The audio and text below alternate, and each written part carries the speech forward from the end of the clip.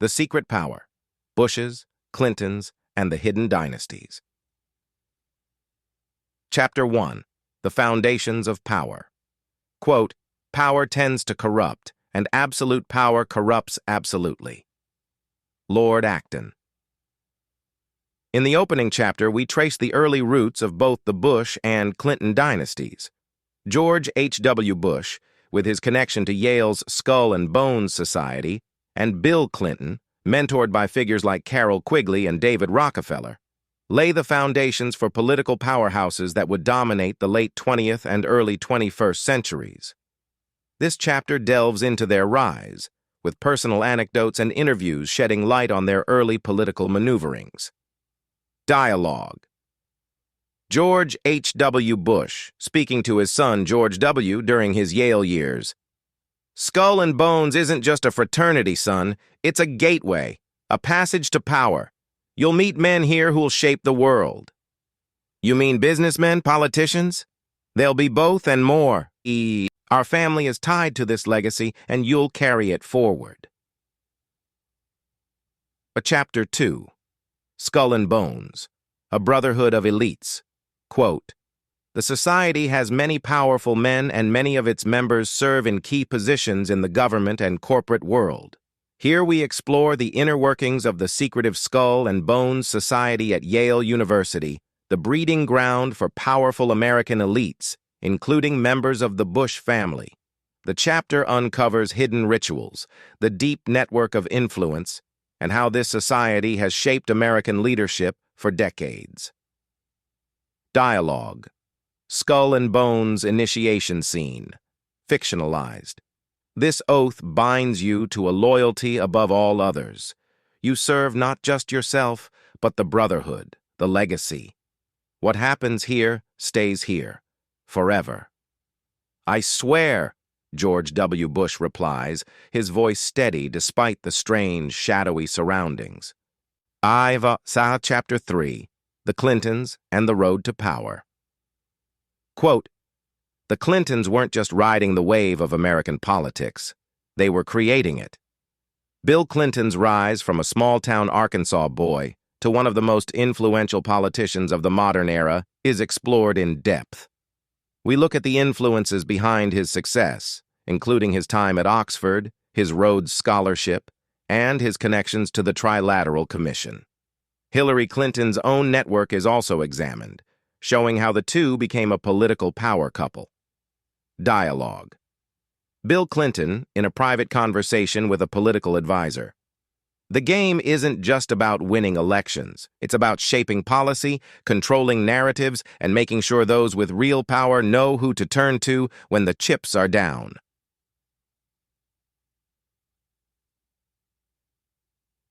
Chapter 4. Behind Closed Doors, the Council on Foreign Relations and Trilateral Commission. Quote, "The true rulers in Washington are invisible and exercise power from behind the scenes." Felix Frankfurter.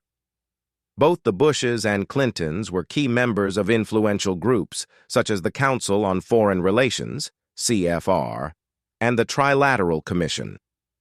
This chapter explores how these organizations operate, using behind-the-scenes influence to steer national and international policy in their favor. Specific meetings are fictionalized, showing how decisions made in these rooms impacted the global stage. Dialogue. Fictionalized dialogue during a CFR meeting. "We need to ensure the Middle East remains unstable, but controllable. The Clintons can push the policy agenda forward, while the Bushes manage the oil interests." Agreed. Keep the public distracted. Focus on the terror narrative. Chapter 5. Secret Societies, the Bilderberg Group. Quote, "The Bilderberg Group brings together world leaders to discuss and plan global events, often behind the curtain of democracy. The exclusive Bilderberg Group, often accused of being a shadow government, counts both the Bushes and Clintons among its attendees. This chapter looks at the origins of the group, how it operates, and the policies that have emerged from its secretive gatherings. Using both real and fictionalized accounts, we uncover the strategies discussed at these meetings, from global finance to the Iraq War. Dialogue. Fictionalized scene at a Bilderberg meeting. The war in Iraq must proceed. Energy interests are at stake. George W., you'll sell it as a fight for freedom and democracy. Consider it done, George W. replies, with a nod to his father sitting across the room. Chapter 6. Clinton Global Initiative, Benevolence, or Power Play. Quote, in politics, nothing happens by accident. If it happens, you can bet it was planned that way. Franklin D. Roosevelt. The Clinton Global Initiative is often lauded as a humanitarian powerhouse, but behind the scenes, it's much more.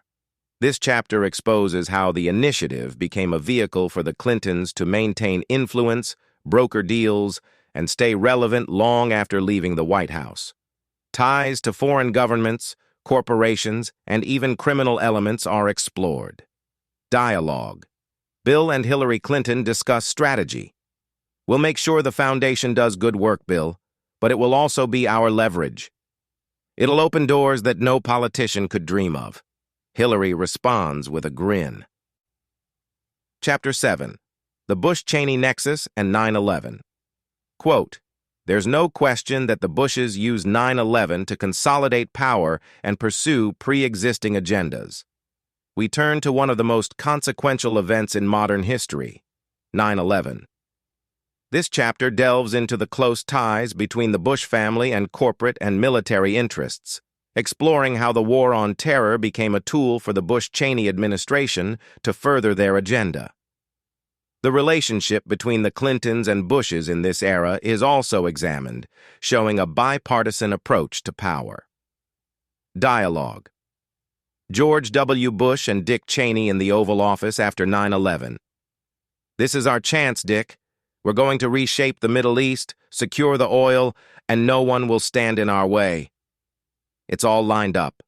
The Patriot Act, the military, the public, they're all behind us, Cheney replies. Chapter 8, The Clinton Legacy, Deals with the Devil.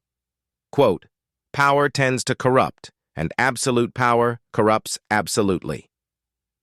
As the Clintons re-enter public life, we explore how they use their influence in the post-presidency world. From Hillary Clinton's role as Secretary of State to her presidential run, we examine how the Clinton Foundation, foreign donors, and hidden deals shaped global events, including the Arab Spring and U.S.-Russian relations. Dialogue. Hillary to a close aide during her presidential campaign. This isn't just about winning the White House. This is about keeping the system intact, the same system we helped build. Chapter 9. Bush Family Secrets, Ties to the Saudis and the Carlyle Group. Quote, follow the money and you'll find the truth. We dig deeper into the Bush family's financial dealings, particularly their ties to the Saudis through the Carlyle Group. This chapter reveals how war, oil, and money interlink, tracing connections between the Bushes, the Saudi royal family, and global arms deals. Dialogue. A private meeting between George H.W. Bush and Saudi officials. The partnership we've built goes beyond oil. It's about maintaining balance in the region and in our portfolios, Bush says with a sly grin. Chapter 10. The Rise of the Clinton Machine. Quote, Clinton's political machine is like a well-oiled engine. It runs on power and money. This chapter examines the rise of the Clinton machine, from state-level politics in Arkansas to the global stage. It also explores the Clintons' relationship with Wall Street and how they have secured funding and influence through corporate backers, financial institutions, and powerful media connections. Dialogue. Bill Clinton to a Wall Street executive. We can make sure the regulations work in your favor, but we'll need your continued support. You know how this game is played. Chapter 11. From Enemies to Allies, Bush-Clinton Partnership. Quote, politics makes strange bedfellows. Despite their political differences, the Bushes and Clintons formed an unexpected alliance in the post-9/11 era. This chapter examines their joint initiatives, such as the Clinton-Bush Haiti Fund, and their collaborations on various global initiatives. Their combined power is shown to transcend party lines, with both families working together to maintain their influence. Dialogue. George W. Bush to Bill Clinton at a private event. We've had our battles, Bill, but when it comes to the bigger picture, we're on the same team. Power isn't red or blue. It's us versus them, Clinton agrees. Chapter 12. The Final Play, 2020 and Beyond. Quote, "History is written by those who hold the power." We fast forward to the present day, analyzing how both families continue to wield influence. From Jeb Bush's failed presidential run to Hillary Clinton's defeat, we explore how the Bushes and Clintons have adapted to modern politics, the rise of populism, and the Trump era. Both dynasties now operate in the shadows, with their legacies intertwined with secret societies and global elites. Chapter 12. The Final Play, 2020 and Beyond, continued. Quote, "History is written by those who hold the power." As the Bushes and Clintons navigated the tumultuous landscape of 21st century American politics, both families adjusted their strategies. With the rise of populism, epitomized by Donald Trump, they faced the unprecedented challenge of maintaining influence in an era of deepening political division. While many assumed that the power of these two dynasties had waned, their influence quietly persisted, working behind the scenes, influencing policy, and shaping the future. Jeb Bush's failed 2016 presidential run and Hillary Clinton's defeat in the same election marked a significant turning point. Yet the Bushes and Clintons, ever adaptable, shifted their attention from direct political office to more discreet forms of power. Dialogue. In a private conversation, Hillary Clinton speaks with Chelsea Clinton, preparing her for the next generation of leadership. "It's not always about being in the spotlight, Chelsea. Power comes in many forms. We shape policy through foundations, media influence, and global initiatives. And one day, when the timing is right, you'll be the one they turn to." "Do you think people will still trust us after everything?" Chelsea asks, her eyes searching for reassurance. "Trust?" Hillary smiles. "It's not about trust. It's about control." Meanwhile, George W. Bush advised his brother Jeb on the shifting political currents.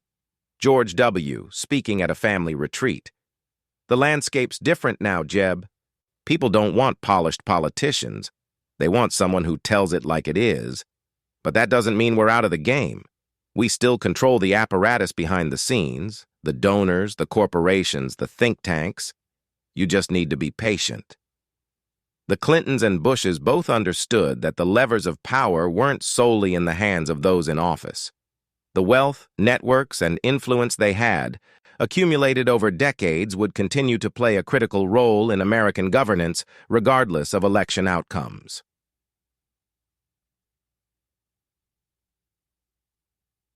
Chapter 13. The New World, Globalists and the Future. Quote, "The future belongs to those who prepare for it today."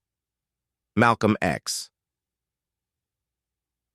As the world entered the 2020s, new challenges emerged, including the COVID-19 pandemic, the rise of authoritarianism, and increasing tensions between the U.S., China, and Russia. Both dynasties saw these global crises as opportunities to further entrench their influence in the New World Order. Bill and Hillary Clinton, through the Clinton Global Initiative, continued to exert pressure on international policy, aligning themselves with globalist goals. Their work in global health and economic development helped them maintain relationships with powerful international players, including foreign governments and multinational corporations. At the same time, the Bush family, through the Carlyle Group and its financial empire, expanded its influence in the defense and energy sectors, By forging alliances with global energy corporations and maintaining close ties with military contractors, the Bushes quietly positioned themselves as central figures in the geopolitical landscape. Dialogue. Bill Clinton meets with a group of international leaders at a World Economic Forum event in Davos. The world is changing fast. The pandemic was just the beginning. What we need now is a unified response, a global governance that can handle these challenges effectively.